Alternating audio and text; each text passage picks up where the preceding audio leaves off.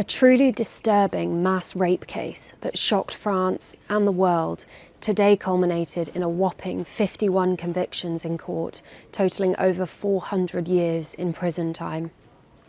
After months of harrowing testimony, the twisted ex-husband of grandmother Gisèle Pelicot, Dominique, was found guilty of raping his own wife for almost a decade and offering her up to strangers he met online.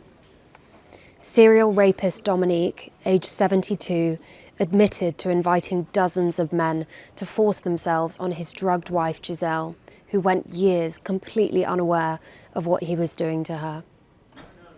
Dominique was found guilty on all charges and sentenced to 20 years behind bars, meaning he could well die in prison. All other 50 defendants were convicted in court, with sentences of up to 15 years handed out to the co-defendants. Most were found guilty of also raping Gisèle. 2 were convicted of attempted rape and 2 of sexual assault.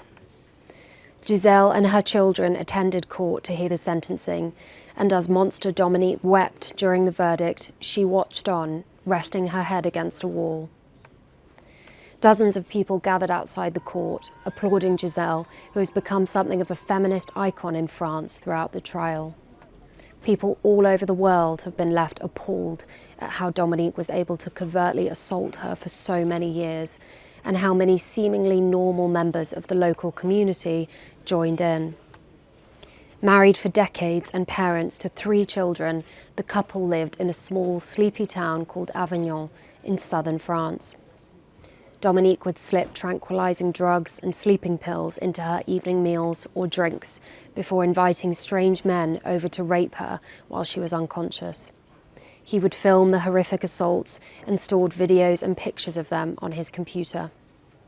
The depraved rapes went on unnoticed for almost a decade, from 2011 to 2020, before Gisèle finally found out who her husband really was.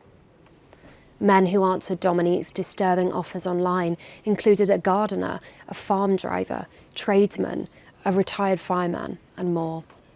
They appeared to join in with the depraved sexual assaults before slipping back into their everyday lives and going unnoticed for many years. The youngest was 21 and the oldest 68. While most only took part once, some did so as many as 6 times. Some of the accused, like Dominique, acknowledged in court that they were guilty of rape, but many did not, even when faced with the horrific video evidence. Some defendants even tried to argue that Dominique's consent covered the consent of Gisèle as well. As well as Gisèle, Dominique violated his own daughter, Caroline. The police discovered that there were semi-nude pictures of her on his computer file, which was labelled abuses. When shown pictures taken of her by her own father, she didn't recognise herself at first.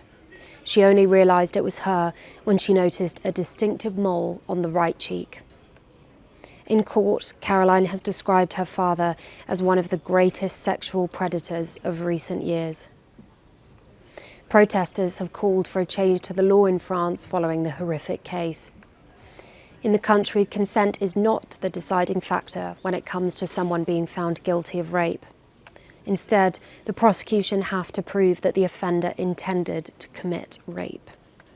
The defence of most of the accused is that they did not go to the Pelicot home with the intention of sexually assaulting Gisèle.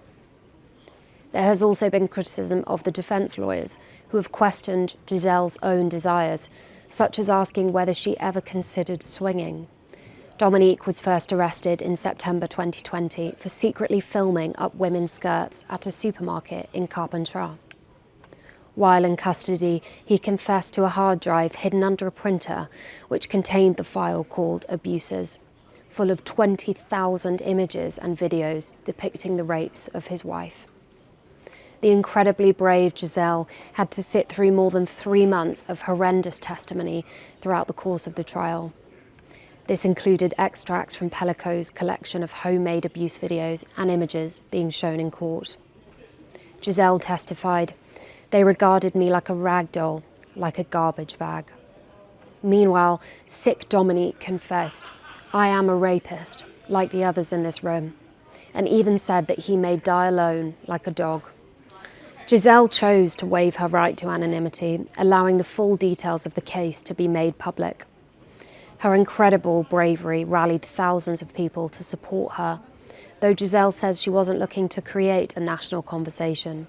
Instead, her choice to have an open courtroom was so that she wouldn't have to be stuck in a room with her sick ex-husband. However, Gisèle started to receive messages from crowds of people who supported her throughout the trial. Her lawyer said, when she started receiving these letters, she felt some kind of responsibility for victims who had suffered similar things. I'm here to say I'm very emotional. Please, if you could respect my emotional state as much as possible. Thank you. It's with a lot of emotion that I'm here to make a statement. This case was a very difficult test for me. And I'm thinking first and foremost of my 3 children, David, Caroline and Florian. I'm also thinking about my grandchildren because they are the future. And for them, I wanted to really put this struggle forward. Aurore and Céline as well. I'm thinking about all the other families affected by this case and the non-recognized victims. In these stories that are often in the shadows, you must know you share my struggle. I'd like to express my gratitude, my deepest gratitude to all the individuals who have supported me throughout this, with the witness statements and the testimonials. This really gave me strength to come back day after day for this long trial. I'd like to thank the Association for Support of Victims who have supported me throughout, and all the journalists who have followed my case since its beginnings. I'd like to thank you and recognize the faithful and respectful treatment of the case that you have daily given.